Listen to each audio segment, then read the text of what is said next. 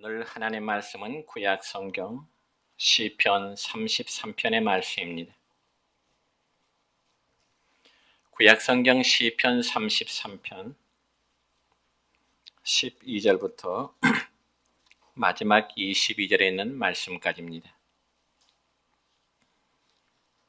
말씀을 봉독에 올립니다. 여호와를 자기 하나님으로 삼은 나라 곧 하나님의 기업으로 선택된 백성은 복이 있도다. 여호와께서 하늘에서 굽어보사 모든 인생을 살피시며 곧 그가 거하시는 곳에서 세상의 모든 거민들을 굽어 살피시는도다. 그는 그들 모두의 마음을 지으시며 그들이 하는 일을 굽어 살피시는 이로다. 많은 군대로 구원 얻은 왕이 없으며 용사가 힘이 세어도 스스로 구원하지 못하는도다. 구원하는 데 군마는 헛되며 군대가 많다 하여도 능히 구하지 못하는도다. 여호와는 그를 경외하는 자 곧 그의 인자심을 바라는 자를 살피사 그들의 영혼을 사망에서 건지시며 그들이 굶주릴 때 그들을 살리시는도다. 우리 영혼이 여호와를 바라며 그는 우리의 도움과 방패의 시로다. 우리 마음이 그를 즐거워하며 우리가 그의 성호를 의지하였기 때문이로다. 여호와여, 우리가 주께 바라는 대로 주의 인자심을 우리에게 베푸소서. 아멘. 사랑과 축복의 메시지를 나누겠습니다. 사랑하고 축복합니다. 사랑하고 축복합니다. 네. 오늘은 구약 성경 시편 33편 12절부터 22절까지는 말씀을 중심해서 복이 있는 백성이라는 제목으로 말씀을 선포하고자 합니다. 성도 여러분, 오늘은 8월 14일이며 또 내일은 8월 15일이 됩니다.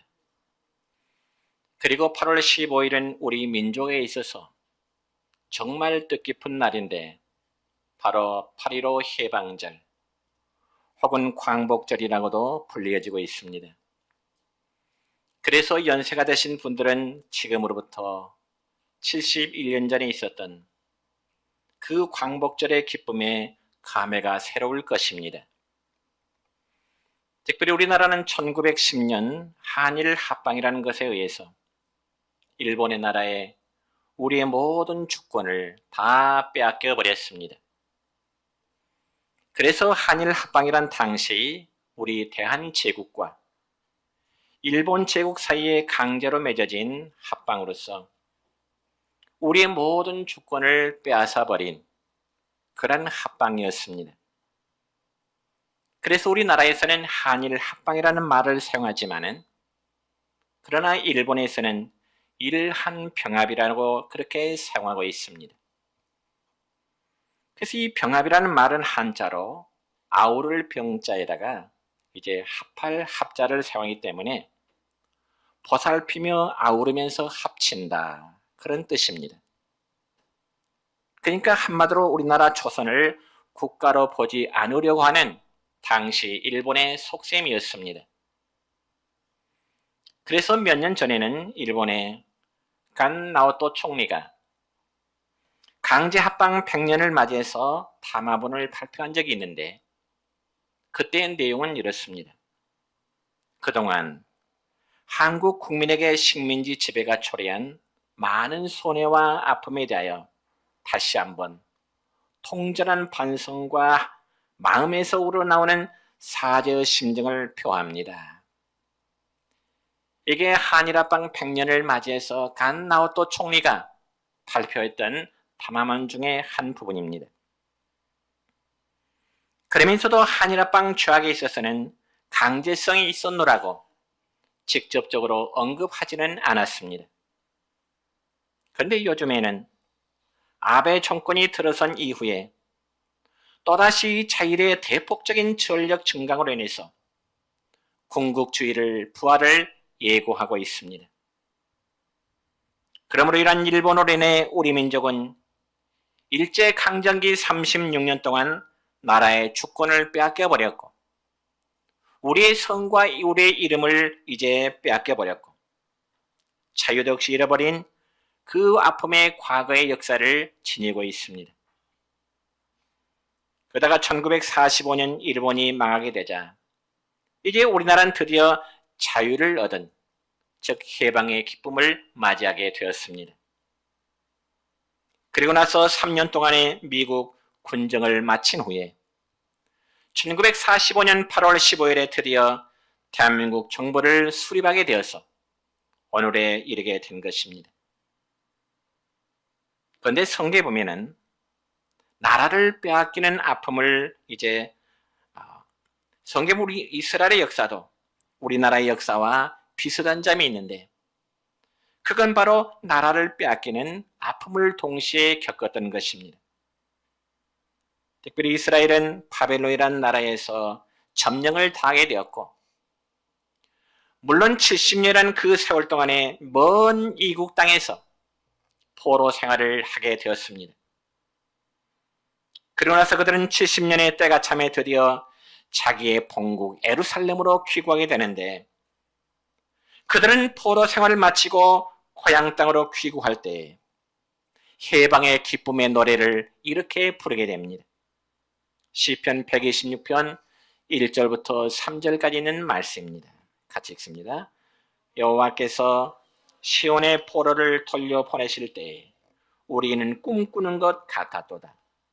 그때 우리 입에는 웃음이 가득하고 우리 혀에는 찬양이 찼었도다.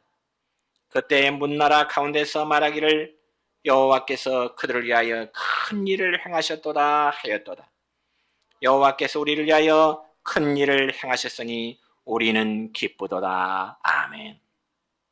여러분, 이스라엘을 침략했던 이 바벨론 나라는 너무나 강했습니다. 그렇기 때문에 그들의 지배 아래서 해방이라고 하는 것은 길에도차도 할 수 없는 그런 불가능의 상황이었습니다. 그래서 바벨론의 포로 생활하고 있던 이스라엘 백성들은 한마디로 절망 중에 살아갈 수밖에 없었습니다. 그런데 어느 날 갑자기 고레스 왕은 포로된 이스라엘 백성들을 향하여 선포하기를 이제는 모든 너희들의 나라로 돌아가라고 하는 그런 해방령을 선포하게 되었습니다. 그러니까 한마디로 이스라엘 백성들에게 해방을 선포하게 되는 거죠. 그러니 포로 생활하였던 이스라엘 백성들에게는 자기들이 주권 회복을 위해서 싸워서 이긴 것도 아니기 때문에 너무나 놀랄 뿐이고 그 기쁨이 상상할 수 없는 그러한 기쁨이었습니다. 그래서 해방을 맞이한 그들의 입에는 웃음이 가득하고 그들의 혀에는 찬송이 넘쳐나게 된 것입니다. 여러분 생각해 보세요. 70년이라는 세월 동안에 이방 땅에서 그들의 포로 생활은 한마디로 눈물과 탄식의 세월이 될 수밖에 없었습니다. 그런데 고레스 왕위에서 선포된 그 해방의 선언은 모든 이스라엘 백성들에게 한마디로 감격 그 자체일 뿐이었습니다. 그래서 시편의 기자는 자기 백성들이 포로 생활에서 해방을 얻게 된 것은 우리가 꿈을 꾸는 것과 같도다. 우리 백성이 저 바벨론의 지배 속에서 해방을 얻은 것은 마치 꿈을 꾸는 것과 같도다.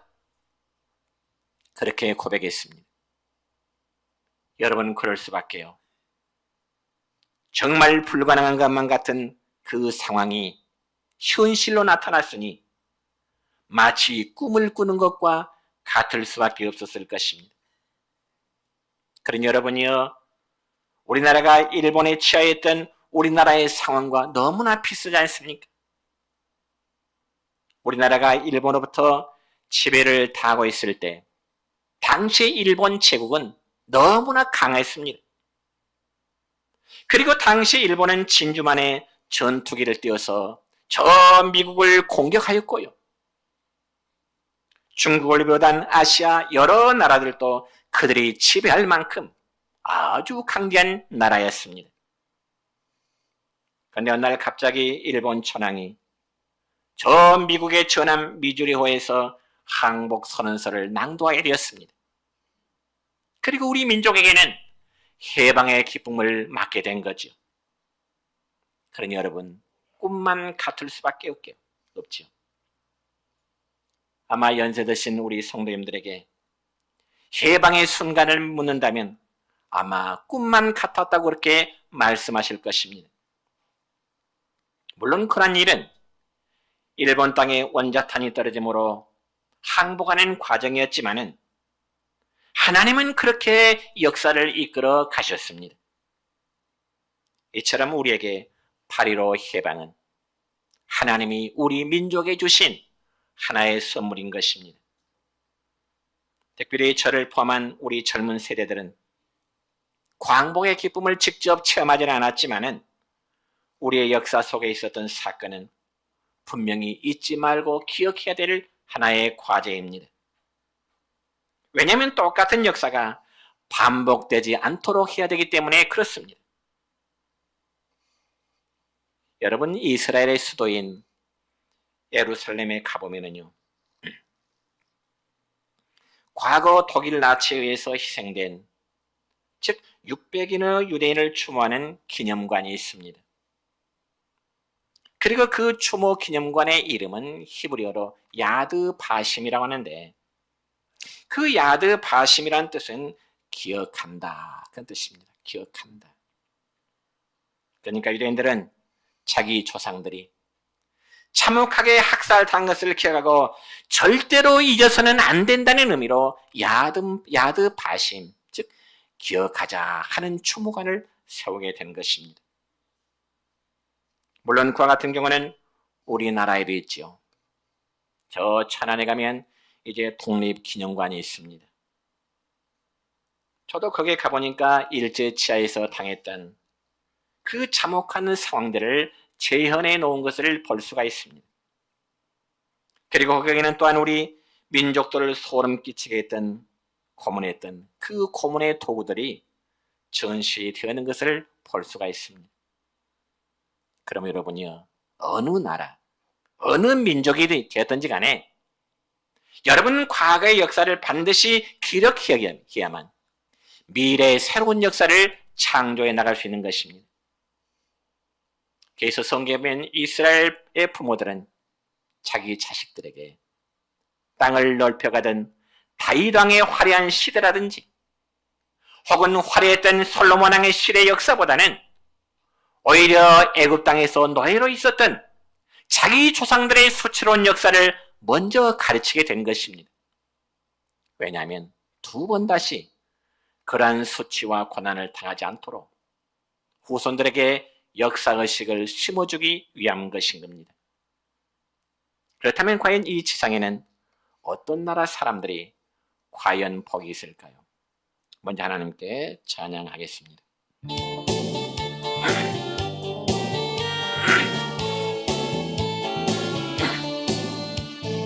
반드시 내가 너를 축복하리라. 반드시 내가 너를 들었으리라.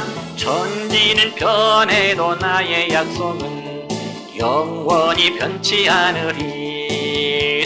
두려워 말라. 강하고 담대하라.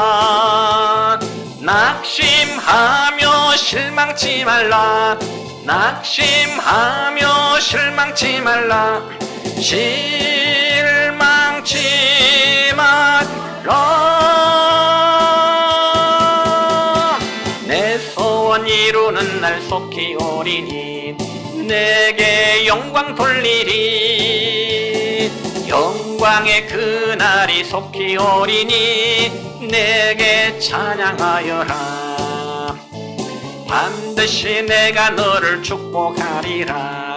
반드시 내가 너를 들었으리라. 세상의 소망이 사라졌어도 온전히 나를 믿으라. 두려워 말라. 강하고 담대하라. 인내하며 부르짖으라. 인내하며 부르짖으라. 부르짖으라.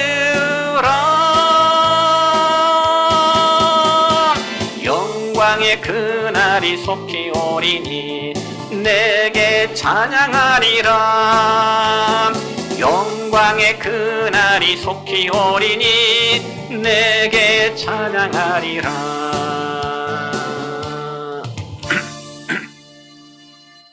그러면 과연 이 지상에는 어떤 나라 사람들이 복을 받을까요? 첫째는 여호와를 자기 백성으로 삼는 나라는 복을 받게 된다고 성경에 말씀합니다.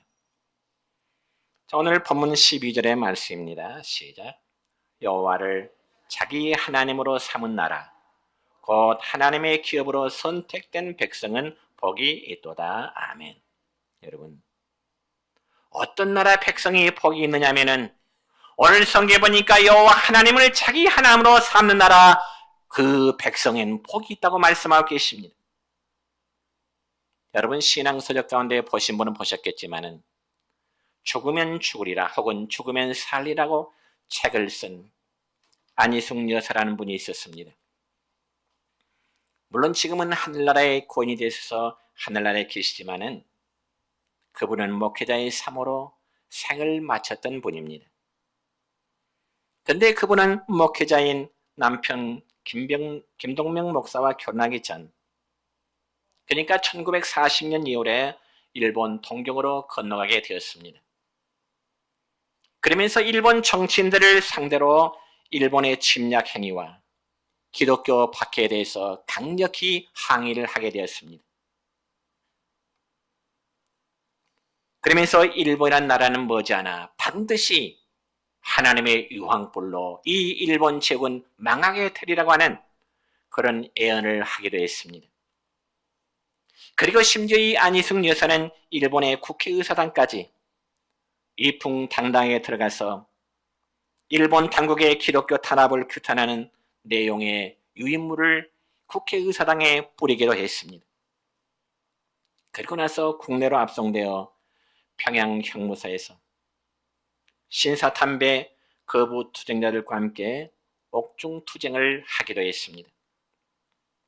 그런데 여러분, 이 죽으면 죽으란 책에 보면은 안희숙 여사의 신앙 간증에 의하면은 자신이 저 평양 형무소에 갇혀 있으면서 하나님의 모든 말씀을 다 믿겠는데 단 한 부분의 말씀만은 절대로 믿지를 못하겠더라는 것입니다.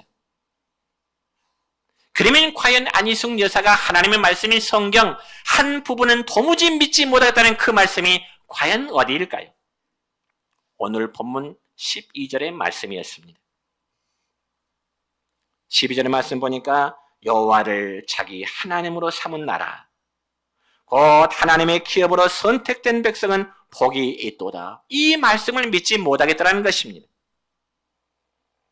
특별히 우리나라는 일찍이 기독교의 복음을 받아들여서 하나님을 섬기는 성도들이 참 많았습니다.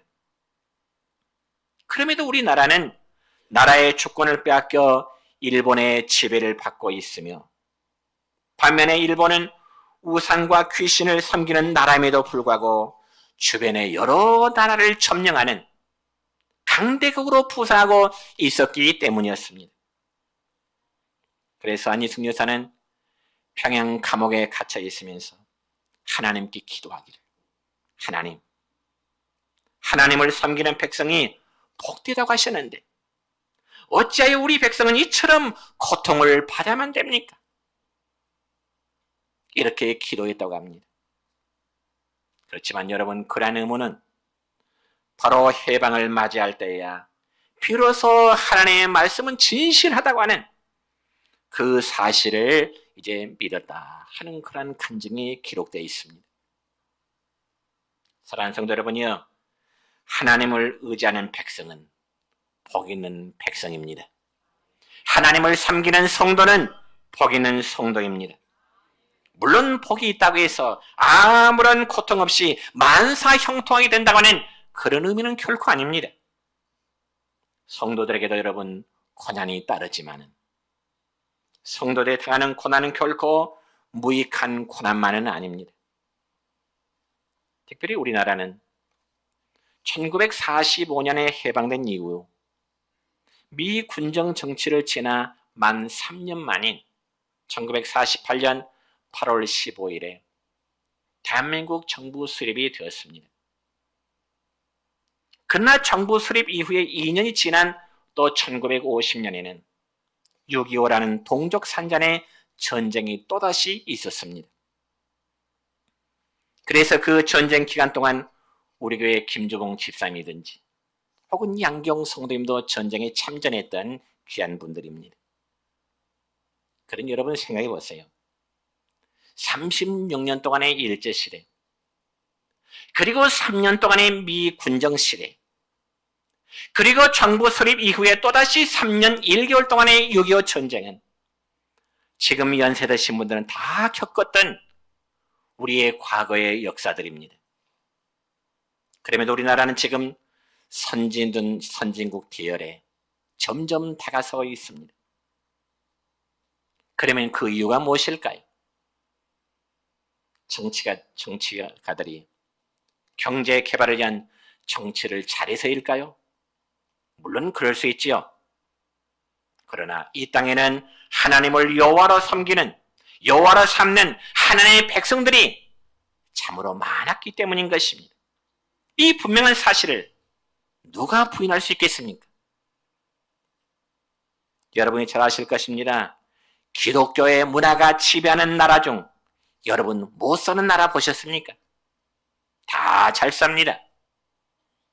기독교의 문화가 점령했던 나라마다 못 사는 나라가 없습니다.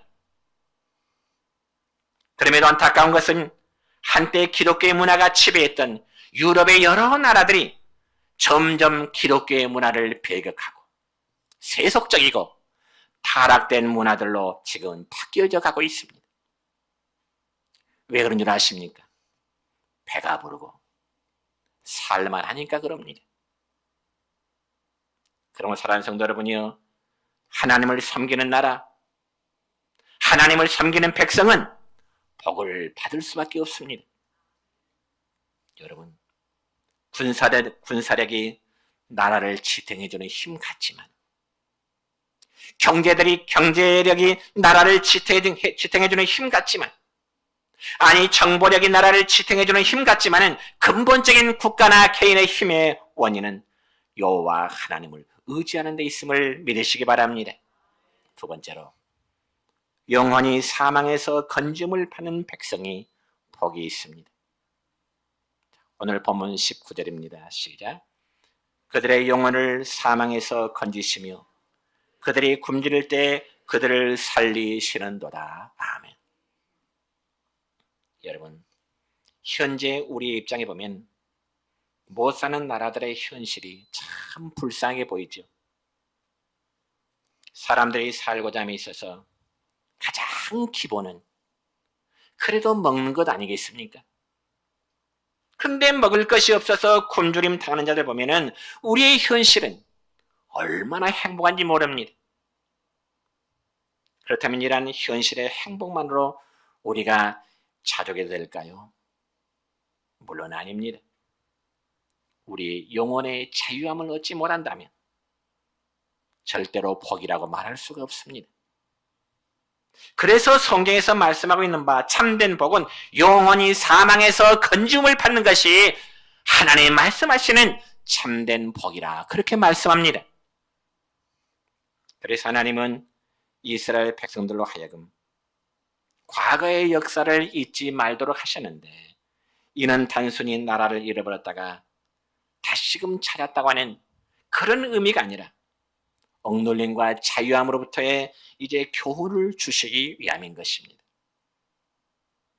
여러분, 과거 이스라엘 백성들은 애굽 땅에서 430년이라고 하는 기나긴 세월 동안에 그들은 종된 노예 생활을 했습니다. 그리고 바벨론에서 저 페르시아에 이르기까지 또한 70년의 포로된 생활을 했습니다. 그리고 마지막 영국의 지배로부터 벗어나기까지 그들은 무려 2000년의 세월 동안 나라를 잃어버린 떠돌이 생활, 소위 디아스포라의 생활을 하게 된 것입니다. 그런데 여러분이요, 이처럼 이스라엘 백성들이 나라를 잃어버린 2000년의 세월 동안에도 잃어버리지 아니하는 잊어버리지 않냐는 하나의 사상이 있었는데 그건 바로 언젠가는 무너진 예루살렘 성이 다시금 회복하게 되리라고 하는 그 사상이었습니다. 그렇기 때문에 그들은 나라를 비록 잃어버린 서러운 속에서도 언젠가는 다시금 그들에게 자유의 기쁨이 올 것이라고 하는 그런 기대감을 포기하지 않았다는 것입니다.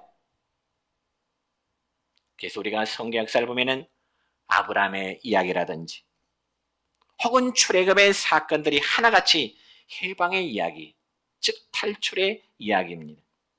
그리고 자유를 찾은 이야기입니다.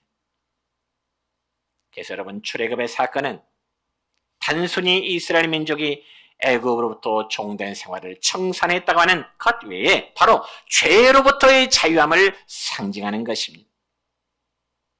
그러면 사랑하는 성도 여러분이요, 과거의 저와 여러분의 삶도 마치 애굽에 종된 생활했던 이스라엘 백성들처럼 하나님을 모르고 그리고 예수님을 믿지 않았을 때는 우리의 영혼이 얽매여 있는 상태와 같았습니다. 그러면서 참 자유가 무엇인지, 참된 기쁨이 무엇인지 바로 깨닫지를 못했습니다. 그러면서 우리가 육신의 몸으로 잘 먹고 잘 살면 그것이 마치 행복의 완성인 것으로 착각했습니다. 그래서 우리가 우리의 마음속에 교만의 뿌리가 자라고요, 탐욕의 뿌리가 자라고요, 비판의 뿌리가 자라고요, 미움의 뿌리가 자라므로 우리 영혼을 지배하고 있었습니다. 그러나 이런 모든 악의 뿌리들은 결국 우리들에게 사망을 안겨줄 뿐이었습니다. 그런데 여호와를 자기 하나님으로 삼은 나라, 곧 하나님의 기업으로 선택된 백성들에게는 복이 있도다. 그러므로 하나님의 사람들은 세상 것으로만 만족을 찾아서는 안 됩니다. 왜냐하면 세상 것은 아무리 채우려고 해도 결국 우리에게는 만족감이란 있지 않기 때문에 그렇습니다. 물론 경제적으로 어려운 성도들의 입장에서는 돈 1억만 가지면은 큰 부자가 된 기분일 것입니다. 그리고 더 이상 아무것도 바라지 않을 것 같이 생각을 하게 될 것입니다. 그런데 막상 여러분, 아주 가난한 자가 돈 1억을 가졌으면 더 많은 액수에 대한 기대감을 갖지 않을까요? 그렇지 않을 것입니다. 가지면 가질수록 더 많은 것을 기대하는 것이 사람의 마음입니다. 이처럼 세상적인 것은 채워도 만족감이 없습니다. 그러나 우리의 영혼이 사망에서 건종을 받았다는 사실은 더 이상 무엇을 기대할 필요가 없습니다. 그러므로 영혼의 건종을 받았다는 확신을 가진 성도는 내 육신의 삶의 비록 부족함을 가져도 감사할 수 있는 것입니다. 이게 바로 복입니다. 이제 말씀했습니다.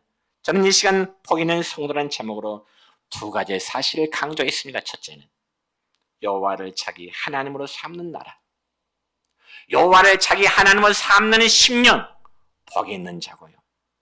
두 번째는 영원히 사망에서 건짐을 받는 자, 우리가 예수 그리스도를 통해서 구원함을 받는 것이 가장 복된 것임을 말씀합니다. 바라기는 우리 역사의 8.15의 해방의 기쁨이 올 우리 성도들에게는 죄로부터의 자유함을 얻는 여러분의 모든 기쁨이 되시기를 주님의 이름으로 축원합니다.